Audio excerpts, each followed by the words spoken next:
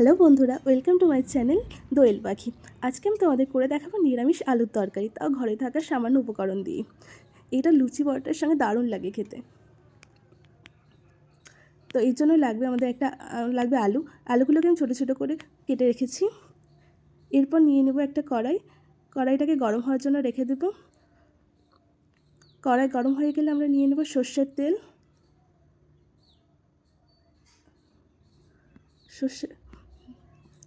একবার দেখে নেব সর্ষের তেলটা গরম হয়েছে কি না। সর্ষের তেল গরম হয়ে গেলে আমি তার মধ্যে দিয়ে দেবো হিং, সামান্য একটু হিং।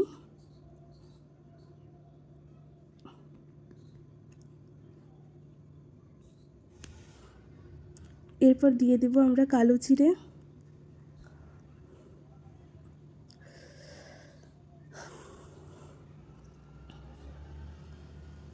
এরপর দিয়ে দেবো কাঁচা লঙ্কা। আমার যেহেতু কাঁচা লঙ্কা খুব ভালো লাগে তার জন্য আমি অনেকটা দিয়েছি, তোমরা তোমাদের পছন্দ মতো দিও। কাঁচা লঙ্কাগুলো একটু ভাজা ভাজা হয়ে গেলে আমরা এর মধ্যে দিয়ে দেবো কেটে রাখা আলুগুলোকে। আমি অল্প অল্প করে দিচ্ছি, তোমরা চাইলে একেবারেই দিতে পারো।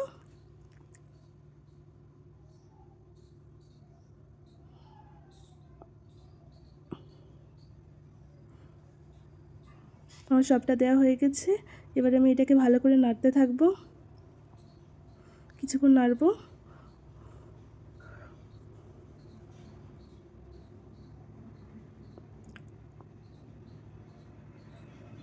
দেখো অনেকটা নাড়া হয়ে গেছে।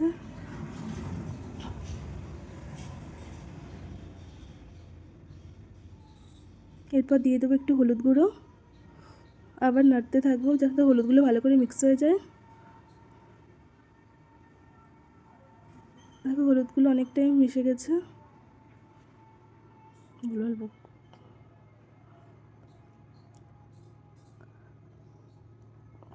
এরপরে দিয়ে দেবো আমরা স্বাদ মতো লবণ।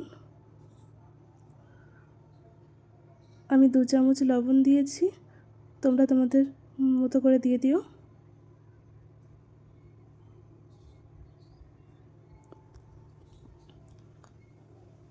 আবার এটাকে নাড়তে থাকবো।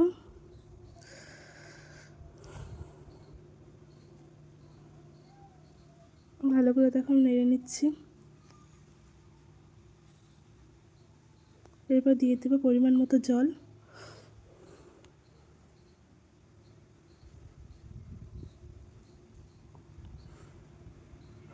জলটাকে দেওয়ার পর আবার কিছুক্ষণ নেড়ে নেব। খুন্তিতে করে নেড়ে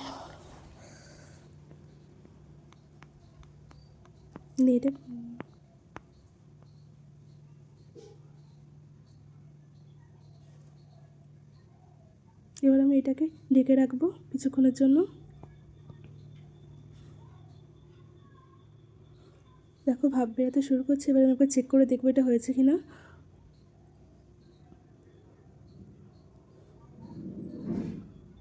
তো আমার আলুর তরকারি অলমোস্ট হয়ে গেছে, প্রচণ্ড পরিমাণে ভাপ বেরোচ্ছে, দেখতেই পাচ্ছ। ভাপের জন্য হয়তো ভিডিওটা ভালোভাবে আসছে না, তোমরা একটু অ্যাডজাস্ট করে নিও। তো আমি আরেকটু গাঢ় করবো, তার জন্য আরেকটু কিছুক্ষণের জন্য রেখে দেবো।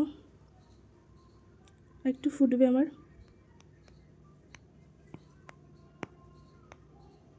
দেখো অনেকটাই ফুটে এসেছে। এবার আমি এটাকে নামিয়ে নেব। আর আমার আলু তরকারি রেডি। তোমাদের ভিডিওটা কেমন লাগলো তোমরা আমাকে জানিও।